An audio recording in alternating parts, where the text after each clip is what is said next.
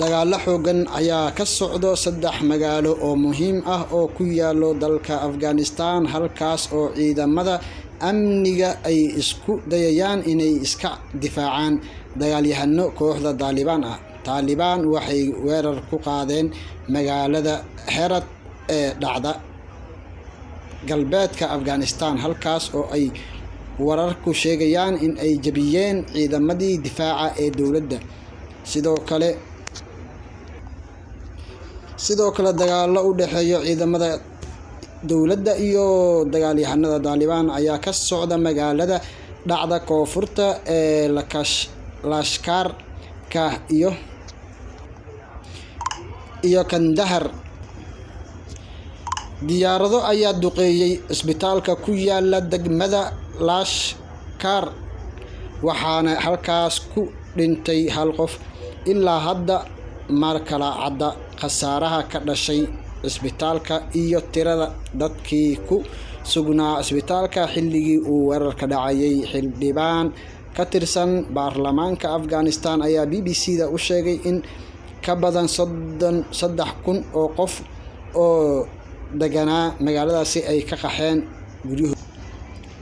madaxweynaha Soomaaliya Maxamed Cabdullaahi Farmaajo ayaa maanta tababar u soo xiray ciidamo ka tirsan militariga oo ka qalin jabiyay xerada tababarka ciidamada ee Turkisom. madaxweynaha wuxuu ugu baaqay saraakiisha qalin jabisay inay ka qayb qaataan qorshaha dhismaha ciidamada difaaca dalka. Farmaajo ayaa ugu mahadceliyay dadaalka ku aadan in ciidamada ay ku tababarto gudaha dalka.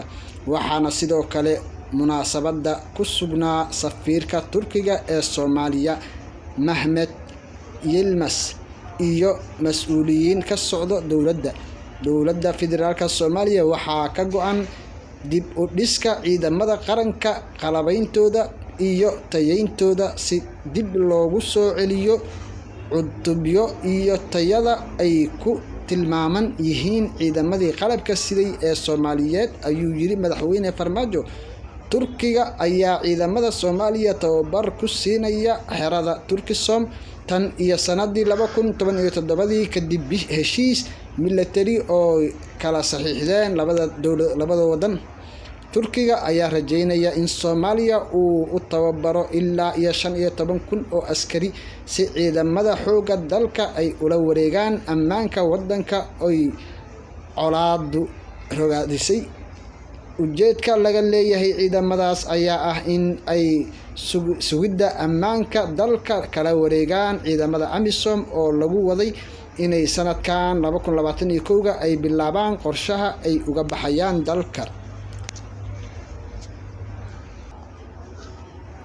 barnaamijka cuntada adduunka ee qaramada midoobay ayaa sheegay in tiro ka mid ah gawaarida xamuulka oo siday gargaarka ay ugu dambeyntii gaareen magaalada caasimadda ah ee Maqale, halkaas oo ay saameeyeen dagaalada ka socda gobolka Tigray.